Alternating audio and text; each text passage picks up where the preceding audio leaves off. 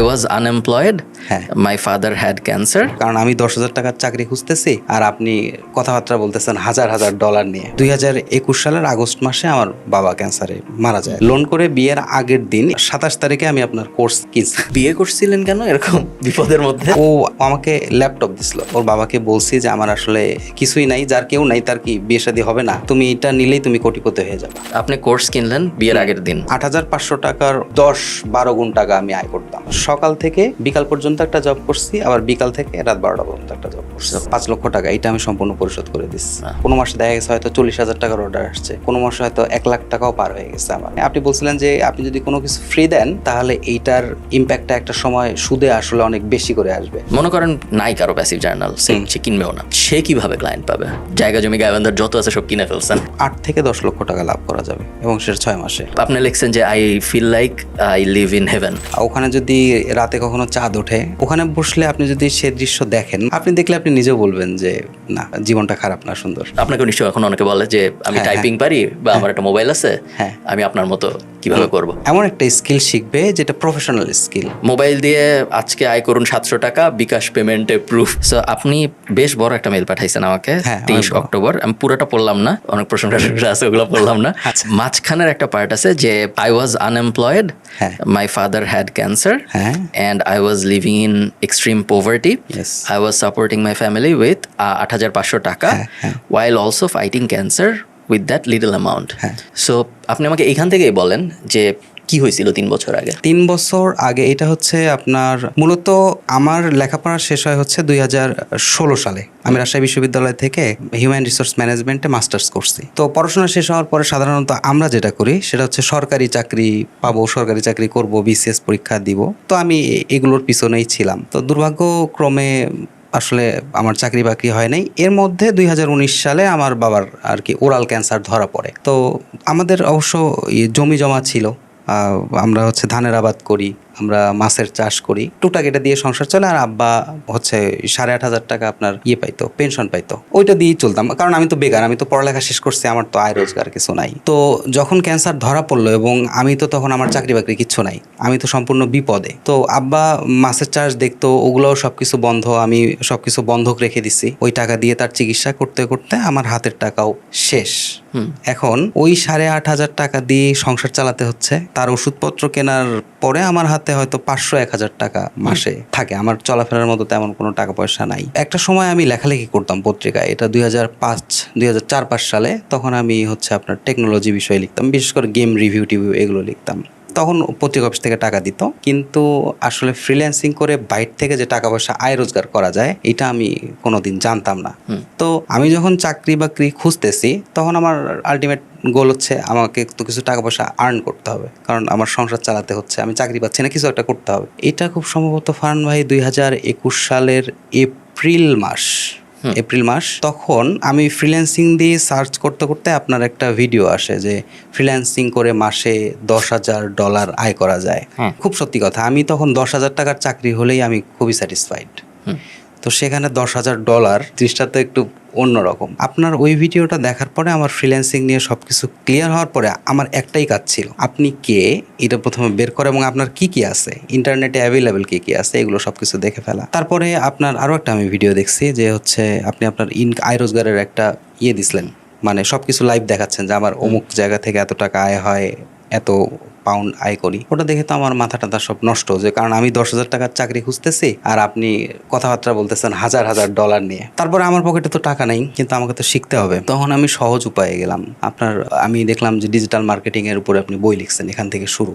আমি ওইটা কিনি, কারণ দাম কম, খরচ কম। ওইটা কেনার পর পড়াশোনা করি, তখনও টাকা পয়সা আমার হাতে নাই। এর মধ্যেই আপনার হচ্ছে 2021 সালের আগস্ট মাসে আমার বাবা ক্যান্সারে মারা যায় আর কি, এক্সপায়ার করে। আমি আবার আমার পরিবারে আমি একাই, আমার মা আর আমি, আমার আর কেউ নেই, আমার ভাইও নেই, বোনও নেই, আমি সম্পূর্ণরূপে ওখানে একা হয়ে গেছি। আমার মাও অসুস্থ। তো ওই মুহূর্তে আমি সিদ্ধান্ত নিই যে আমি বিয়ে করব, কিন্তু আমার হাতে তখনও কোনো টাকা পয়সা কিচ্ছু নাই। আমি দুঃখজনক ব্যাপার হচ্ছে আমাদের বাসায় আমার বাবা অনেককেই বিয়ে শাদী দিয়ে দিচ্ছে, অনেক আগে 1-2 লাখ টাকা খরচ করে দিয়ে দিস, কিন্তু আমার বিয়ে শাদীর সময় আমার কোনো টাকা পয়সা ছিল না। আমি 30,000 টাকা লোন করছি। লোন করে বিয়ের আগের দিন, এটা একদম সত্যি কথা, 27 তারিখে আমি আপনার কোর্স কিনছি 5,000 টাকা দিয়ে, 20,000 টাকা বিয়ের জন্য পাঠাই দিছি, আর 5,000 টাকা আমি যে বউ নিয়ে আসবো এটা হচ্ছে আমার যাওয়া আসার ভাড়া ছিল। তো আপনার কোর্স নেওয়ার পর আমি তো আসলে লেখালেখি জানতাম, সব থেকে বেশি সহযোগিতা যেটা করছে লেখালেখির সাথে এসইও জিনিসটা যদি আমি অ্যাড করি তাহলে এটার ভ্যালুটা একটু অন্যরকম হয়। আমি এটা দিয়ে স্টার্ট করি এবং আলহামদুলিল্লাহ এরপর আর আমাকে কখনো পেছন ফিরে তাকাতে হয় নাই। বিয়ে করছিলেন কেন এরকম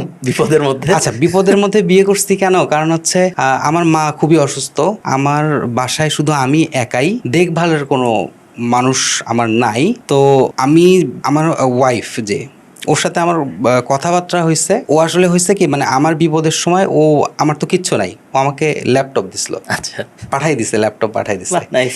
এবং ওইটা থেকে আমি শুরু করছি। তো এই বিপদের সময় তো সাধারণত কেউ পাশে থাকে না, আমার কেন যেন মনে হয়েছে ফারহান ভাইয়া যে এই মানুষটাই আমার দরকার। আমি সিদ্ধান্ত নিয়ে নিছি যে আমি বিয়ে করব, আমার সাথে আর কেউ যায়ও নাই, কারণ আমার সাথে টাকা পয়সা ছিল না, আমার অবস্থান খুব নিচেই ছিল সেই সময়টাতে। আমি একাই গেছি, বিয়ে করে নিয়ে আসছি। ওর বাবাকে বলছি যে আমার আসলে কিছুই নাই, যার কেউ নাই তার কি বিয়ে শাদী হবে না? তো উনি বলছে যে না ঠিক আছে দিয়ে দিব। এরপরে নিয়ে আসছি, এরপর সত্যি কথা আমাকে আর পিছন ফিরে তাকাইতে হয়নি। আর সব থেকে আমি কৃতজ্ঞ যে বিষয়টাতে, সেটা হচ্ছে দেখেন আপনি কিন্তু এরকম না যে এই কোর্সটা নাও তুমি, এটা নিলেই তুমি কোটিপতি হয়ে যাবা, এইটা না বিষয়টা। বিষয়টা হচ্ছে আপনি আমাকে রাস্তা দেখাইছেন যে এইটা একটা ওয়ে, এইভাবেও আয় রোজগার করা যায়, এইভাবেও ভালো থাকা যায়, এবং সেটা আমার জন্য খুব কাজে দিচ্ছে। আপনি কোর্স কিনলেন বিয়ের আগের দিন, 27 তারিখ। 27 তারিখে অ্যাক্সেস পাইছিলেন না বিয়ের দিন পাইছিলেন? 27 তারিখে অ্যাক্সেস পাইনি, 27 তারিখে আমি কোর্স কিনছি, 28 তারিখে বিয়ে করে নিয়ে এসে পরে অ্যাক্সেস পাইছি মেইল থেকে 30 তারিখে মনে হয় আমি ঢুকে দেখছি। তখন অ্যাক্সেস পেতে অনেক দেরি হইতো। তো তারপরে আপনি অ্যাক্সেস পেলেন, তারপরে কি হলো? তারপর কি দিয়ে শুরু করলেন? তারপর আমি SEO তখন কি দিয়ে আপনি শুরু অলরেডি করছি। এসইও নিয়ে জানতেন যখন কোর্স কিনেছিলেন? হ্যাঁ, টুকটাক জানতাম, কারণ অনেক ঘাটাঘাটি করছি। আমি প্রথমে বের করছি যে আপনি কি জানেন, আপনি এসইও জানেন। আমার কথা হচ্ছে যে আমি এটা পারবো কি না পারবো, আমি অবশ্য অত কিছু রিসার্চ করতে যাই নাই। আমার মনে হয়েছে যে না, এইটা আমার শেখা উচিত, কারণ এইটাতে কিছু কেউ একজন ভালো কিছু করছে। কারণ আপনার এসইও এজেন্সি ছিল, আমি এসইওর কোর্সটা করছি। আমার কোর্সটা করতে মানে সবকিছু মিলাই 2 মাসের মতো লাগছে। 2021 সালের কথা বলছেন আপনি? ভাই এখন যে কোর্সটা কথা বলতেছে ওটা ইউটিউবে ফ্রিতে পাওয়া যায়, যে জানা দিলাম কেউ যদি করতে চায় ওইটা করলেও হবে। ওকে, তারপরে আমার হচ্ছে 2022 সালের ফেব্রুয়ারিতে আমি একটা জব পাই, ওইটা দিয়ে আমার স্টার্ট হয়। কিসের, কোথায় জব? এইটা হচ্ছে আপনার গ্রুপ থেকেই, প্যাসিভ জার্নালের ভিতর থেকে আমাকে রিক্রুট করে ওখানে। আমি হচ্ছে কন্টেন্ট রাইটার হিসেবে যোগ দিই। তারপর ধীরে ধীরে ওদের ওয়েবসাইটের এসইও গুলো করে দিই। এরপরে আমি অনেক ক্লায়েন্ট পাইছি, তারপরে আরো একটা এজেন্সিতে যুক্ত হয়েছি। 8,500 টাকা পার মান্থের ওই সিচুয়েশন থেকে আপনার সিচুয়েশন ইমপ্রুভ হওয়া শুরু হলো তাহলে কবে? পরের বছরের? হ্যাঁ, আমার ইমপ্রুভমেন্ট আসছে একদম হচ্ছে 2022-এর শেষের দিকে, ডিসেম্বরের দিকে। ডিসেম্বর, 1 বছর, প্রায় 1 বছরের মতো সময়। কিন্তু সেই সময় আমার খুবই মানে 8,500 টাকার 10-12 গুণ টাকা আমি আয় করতাম। ওকে, সো প্রথম যেটুকু আমার আপনার কথা শুনে বুঝতেছি, অ্যাফিলিয়েট মার্কেটিং টাইপ হয়তো কোনো একটা ক্লায়েন্ট ছিল, তার ওয়েবসাইট ছিল, ব্লগ ছিল, সে আপনাকে দিয়ে কন্টেন্ট লেখাইতো, এবং তারপরে সে কি আপনাকে দিয়ে এসইও করাইছে? হ্যাঁ, এসইও করাইছে। কিরকম টাকা দিত? খুবই কম টাকা দিত, মাসে উনি 30,000 টাকা দিত আমাকে। খুব কম না, খারাপ না, সময় ভালোই ছিল। ওকে, তারপরে আপনি এসইও করতেছেন এবং ওনার জন্য কন্টেন্ট লিখছেন, তারপরে আপনি কি করলেন? তারপরে আমি আরেকটা এসইও এজেন্সিতে জব করা শুরু করি। কিভাবে পেলেন এটা? এটা হচ্ছে আপনার গ্রুপ থেকে পেয়েছি আমি। হ্যাঁ, ওখানে হচ্ছে ভাইয়ের সাথে পরিচয় ছিল, তো ওনারও ক্লায়েন্ট ছিল, উনি জানতো যে আমি কন্টেন্ট লিখি, এটাও পারি প্লাস এসইওর কাজও পারি। তখন সে আবার আমাকে একটা জব দেয়। তখন আমি করি কি, সকাল থেকে বিকাল পর্যন্ত একটা জব করছি, আবার বিকাল থেকে রাত 12টা পর্যন্ত একটা জব করছি। ওইটা 30,000-এর, এটা কত টাকার ছিল? এইটাও ওই 30,000। আবার এডিশনাল ক্লায়েন্টও ছিল যারা কন্টেন্ট লাগাইতো, একটু সময় পাইলে ওদের কন্টেন্টটা হয়তো লিখে দিতাম। তো তখন আপনি মোটামুটি মার্কেট প্লেসের বাইরে বাট ফ্রিল্যান্সার টাইপ কাজ চলতেছে। ওকে, তারপরে কি হইলো? তারপরে হচ্ছে আমার টাকা জমাইতাম। ধার ফেরত দিয়েছেন কবে? ধার ফেরত দিছি ওই বছরই আমি ওইটা শোধ করে দিছি। আবার 2023 সালে এসে আমার যত পুকুর ছিল এগুলো সব বন্ধক ছিল, 5 লক্ষ টাকা, এটা আমি সম্পূর্ণ পরিশোধ করে দিচ্ছি। দিয়ে এখন যে টাকা পয়সাগুলো আয় রোজগার করতেছে, এটা সম্পূর্ণ রূপে আমার হচ্ছে ওই প্রজেক্টে ইনভেস্ট করতেছে। ওকে, প্রজেক্টের ব্যাপারে আসবো, তার আগে একটু আমাকে বলেন ভাই যে 60,000 টাকা পার মান্থ বা কিছু কন্টেন্টের টাকা অ্যাড করলে হয়তো 70-80 বা 1 লাখ টাকা পার মান্থ, এরকম একটা সিচুয়েশন আছে। সবচেয়ে ভালো মাস যদি আমরা চিন্তা করি গত 2 বছরে কিরকম ছিল, কিরকম আয় হয়েছে এবং কি করে আসলে আয় হয়েছে? আমি মূলত হচ্ছে এজেন্সি থেকে বেতন পাইতাম মাসে মাসে এটা ফিক্স টাকা।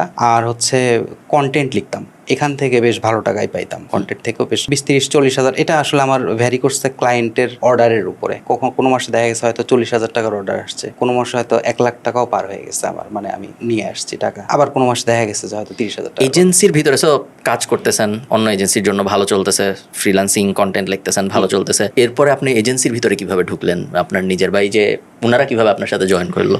ও, এটা হচ্ছে এজেন্সির ভিতরে কিভাবে ঢুকলাম, এইটার আর একটা আবার গল্প আছে। সেটা হচ্ছে আমি শুরু থেকেই আপনাকে, মানে আপনি রিলেটেড জন্যই আপনার কথাগুলো আসতেছে সব সময়। আপনি বলছিলেন যে আপনি যদি কোনো কিছু ফ্রি দেন তাহলে এইটার ইম্প্যাক্টটা একটা সময় সুদে আসলে অনেক বেশি করে আসবে। তো আমি যেটা করতাম সেটা হচ্ছে, আপনার একটা ফেসবুকের অফিসিয়াল গ্রুপ ছিল, 2021 সালেই ছিল, এখন হয়তো গ্রুপটা নাই কিনা আমি জানি না। ওখানে করতাম কি, আপনি যে বইগুলো সাজেস্ট করতেন আমি ওই বইগুলো ডাউনলোড করে ওখানে আপলোড করতাম, তারপর বিভিন্ন রকমের হয়তো আপনার কন্টেন্ট দিতাম। এর ফলে গ্রুপে আমি পরিচিত ছিলাম। কারো কন্টেন্ট লাগলে তারা আমাকে নক দিত, কারণ তারা হয়তো চিন্তা করতো যে এই ছেলেটা এই বিষয়গুলো নিয়ে টুকটাক জানে। ওখান থেকেই আমার কনভার্ট হয়েছে এবং সেখানে এখন পর্যন্ত আমি কাজ করতেছি। এরপরে আমাকে বলেন, সো আমি মেইলের বিস্তারিততে জমি জমার হিসাবে আসবো একটু।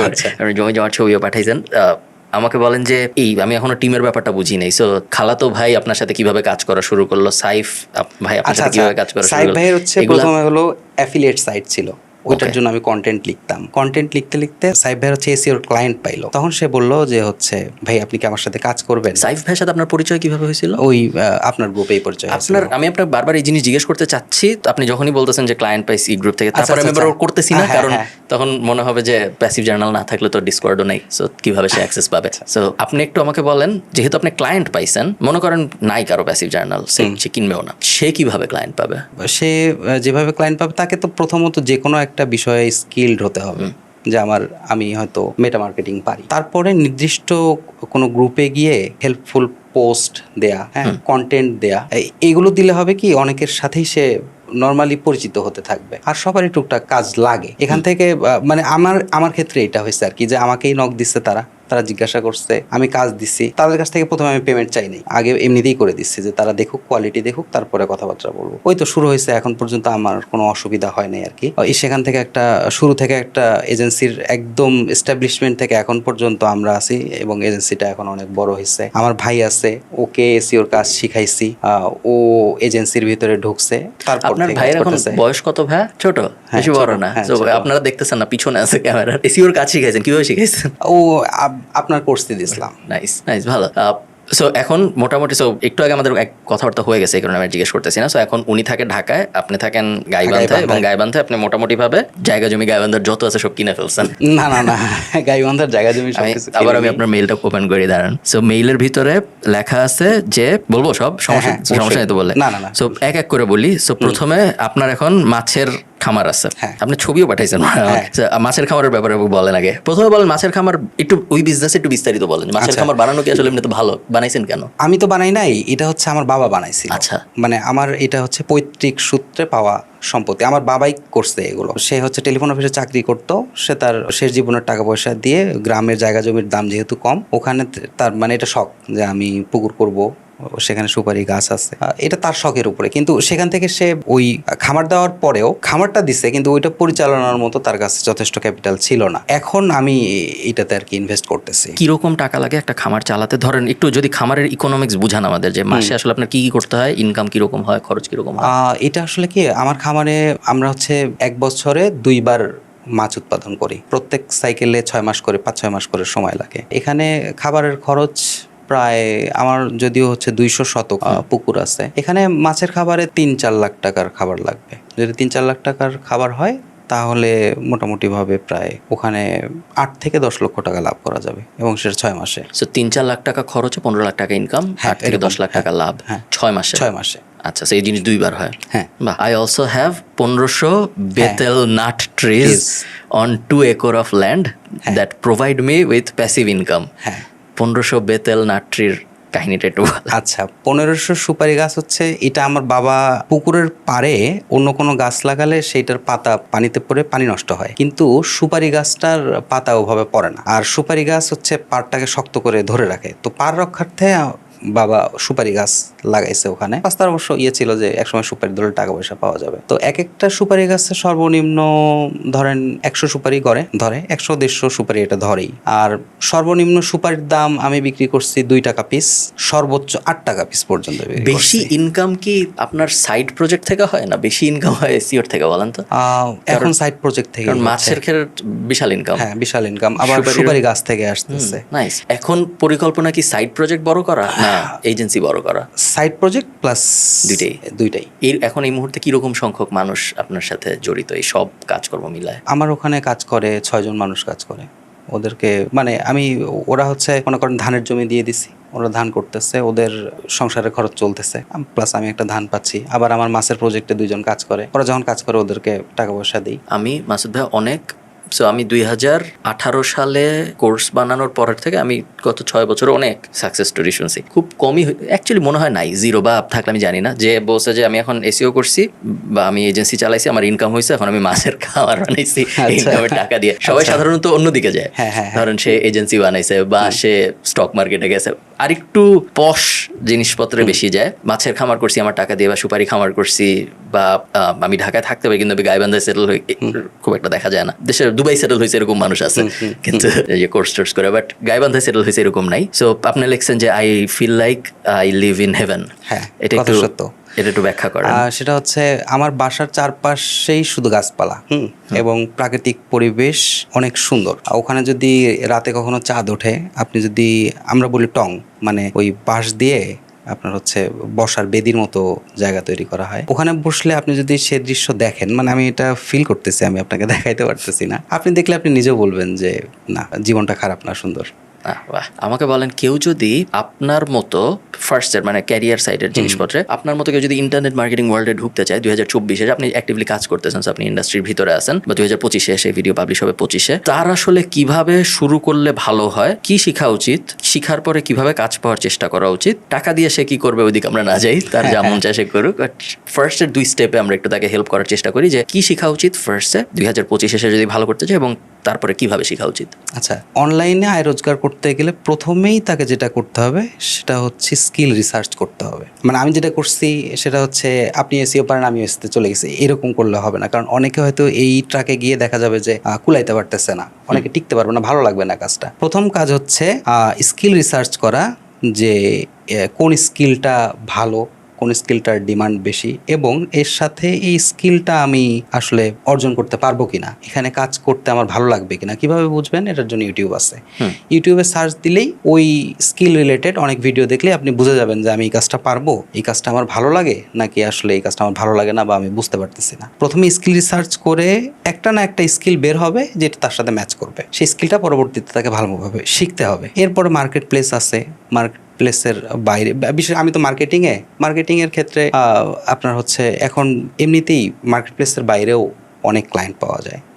সে যদি এমনিতে লোকালি অনেক এজেন্সির সাথে যুক্ত হয়েও কাজ করে, তার পক্ষে সম্ভব, অসুবিধা নেই। আমরা শেষ করব, খুব বেশি বড় করব না, আপনি অনেক দূরের থেকে আসছেন, অত্যন্ত ধন্যবাদ। এবং হোপফুলি আপনার কথা শুনে অনেক মানুষের ইন্টারনেট মার্কেটিং টাইপ জিনিসপত্র করতে আগ্রহ বাড়বে। এবং ইন্টারনেট মার্কেটিং এর প্রবলেম যেটা হয়েছে, আগেও ছিল, এখনো যেটা হয়েছে, এত ইনফরমেশন এবং এত মিস ইনফরমেশন যে খুব কঠিন। আমার নিজেরই মাঝে মধ্যে মনে হয় যে যদি আমি 2024 সালে ওর মতো থাকতাম ছোট, এবং ভাবতাম যে এখন আমি ইন্টারনেট মার্কেটিং এ কিছু করব, তো আপনার অনলাইনে আয় লিখে যদি আপনি সার্চ, আমি মাঝে মধ্যে দিই, যেহেতু আমি ওই কিওয়ার্ড টার্গেট করি ইউটিউবে প্রায়, সার্চ দেন, আপনি যদি ভিডিও দেখেন, বেশ ভালোই মিস ইনফরমেশনের সংখ্যা, ক্লিক করা, এই করা, সেই করা, ফরেক্স, হাবি জাবি, যে আপনি অন প্যাসিভের সাথে পরিচিত, সো অন প্যাসিভ টাইপ জিনিসপত্র, হাবি জাবি, MLM স্ক্যাম, কোনো অভাব নাই। সো এই কারণেই আমার মনে হয় যে এইটা একটু ডিটেইলে যদি বোঝানো যায় মানুষকে যে কি ধরনের, তো ধরেন আপনি বললেন স্কিল শিখবো, এখন এটার ইন্টারপ্রিটেশন একজনের কাছে এরকমও হইতে পারে যে মোবাইল দিয়ে আয় রোজগার, ওটা তো স্কিল।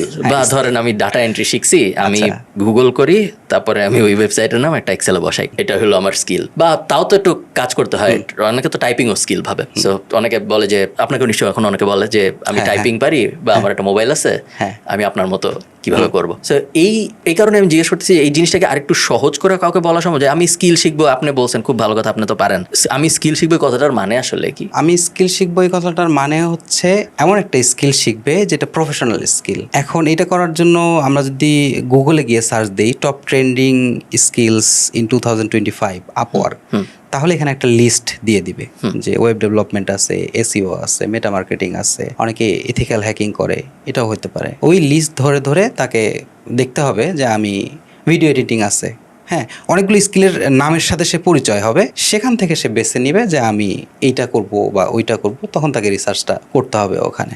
আর এমনিতেই ওই অনলাইনে আয়, মোবাইল দিয়ে লাখ লাখ টাকা আয়, এগুলো ভিডিওতে এখন পড়ে আপনিও গেছে। কিন্তু ধরেন আমার যে ভিডিওটার কথা আপনি পডকাস্টের শুরুতে বললেন, টাইটেলটা তো আসলে ক্লিক বেট, তাই না? আমার মনে আছে যে আমার ভিডিও ছিল যে আমার চ্যানেলে, ইউটিউব চ্যানেলে, এটা মজার ট্রিভিয়া, আমার ইউটিউব চ্যানেলের মোস্ট সার্চ, আপনারা যারা ভিডিও দেখতেছেন তারা পরে সার্চ করে দেখতে পারেন, মোস্ট ভিউড যে 2টা ভিডিও আমার ইউটিউব চ্যানেলে, 2টাই ফ্রিল্যান্সিং করে কিভাবে, 2টা সেম ভিডিও, হ্যাঁ, জাস্ট এডিট আলাদা, হ্যাঁ, সেম ভিডিও সেম র ফুটেজ, 2টা এডিট করে আপলোড করা 2 বছরের ব্যবধানে, এবং 2টাই 30 লাখ 40 লাখ ভিউ। টাইটেলও খুবই ক্লিকবেইটি এবং থাম্বনেইলও খুবই ক্লিকবেইটি, এবং যদি আপনি ডেপথে না যান, ভিডিও যদি আপনি না দেখেন, শুধু যদি আপনি টাইটেল আর থাম্বনেইল দেখেন, ওইটা এবং মোবাইল দিয়ে আজকে আয় করুন 700 টাকা বিকাশ পেমেন্টে প্রুফ, এই দুইটার মধ্যে আসলে কোনো ডিফারেন্স নাই টাইটেলের থাম্বনেইলে, ভিতরে গেলে হয়তো ডিফারেন্স বোঝা যায়। সো আপনাকে যেটা আমি এই জন্য মানুষদেরকে এমনি জানাই রাখলাম যে খুবই কঠিন আসলে এখন আমার মনে হয় বোঝা কোনটা স্কিল কোনটা মিস ইনফরমেশন, একটু ডিটেল রিসার্চ করা উচিত। শেষ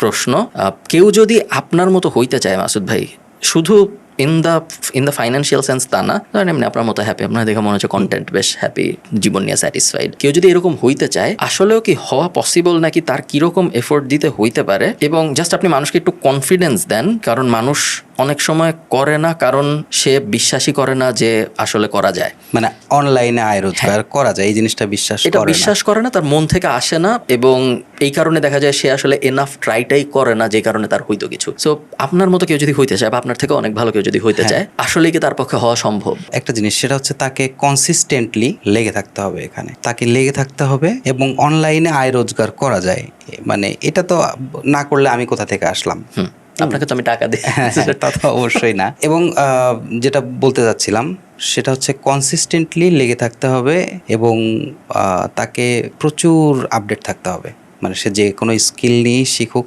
সেটা এসইও হোক, মেটা মার্কেটিং হোক বা ভিডিও এডিটিং হোক, মোট কথা আপডেটেড সব ইনফরমেশনগুলো জানতে হবে। এবং আরেকটা জিনিস, সরি ভাই, আমি আগেরটা ভাবছিলাম শেষ প্রশ্ন, আপনি যদি এসইও নিয়ে অনেক কাজকর্ম করেন, আমাকে বলেন আপনি এমনিতে হাউ ডু ইউ সি এসইওর ইন্ডাস্ট্রিটা? বিকজ আমি প্রত্যেক বছরই, আমি অনেক দিন ধরে এসইওতে আছি, ধরেন 10 বছর হয়ে যাচ্ছে আমার রেসিডেন্ট, আমি প্রতি বছরই শুনছি এসইও ইজ ডেড।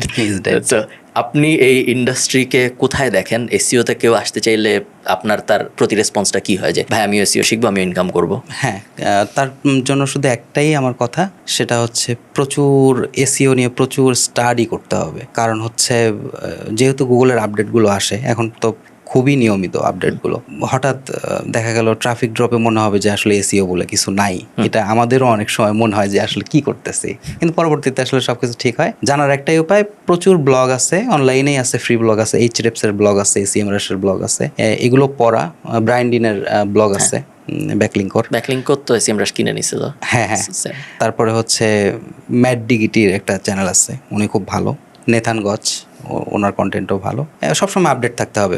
কাজের পাশাপাশি আমি যেটা করি সেটা হচ্ছে আমার কাজ শেষ রাতে আমি ফোনটা নিয়ে আমি 1-2 ঘন্টা আমি দেখবো যে আসলে নিউজ কি, আপডেটে কি হলো, হ্যাঁ, অথবা নতুন একটা জিনিস পারতেছি না। আমি এখন পর্যন্ত আমি এসইও করি, আমি বলবো যে আমি এসইওর কিছুই জানি না সেরকম, কারণ আমি সবসময়ই শিখতেছি নতুন কিছু, সবসময় আপডেট থাকতে হবে যদি কেউ এসইও ইন্ডাস্ট্রিতে আসতে চায়। অনেক ধন্যবাদ ভাই। আপনি কি জাতির উদ্দেশ্যে শেষ কিছু বলতে চান? সবার জন্য শুভকামনা। আর হচ্ছে যে কোনো কিছুতে ভালো করতে গেলে সবার প্রথম কথা হচ্ছে মন দিয়ে চেষ্টা করতে হবে। যদি সে সৎ থাকে এবং মানে লাগাতার লেগে থাকে একটা জিনিসের উপরে, আমার মনে হয় না সে কখনো অসফল হবে, এটা আমার মনে হয় না। এইটাই সবার জন্য আমার পরামর্শ থাকবে। ওকে, ধন্যবাদ সবাইকে দেখার জন্য। টাটা।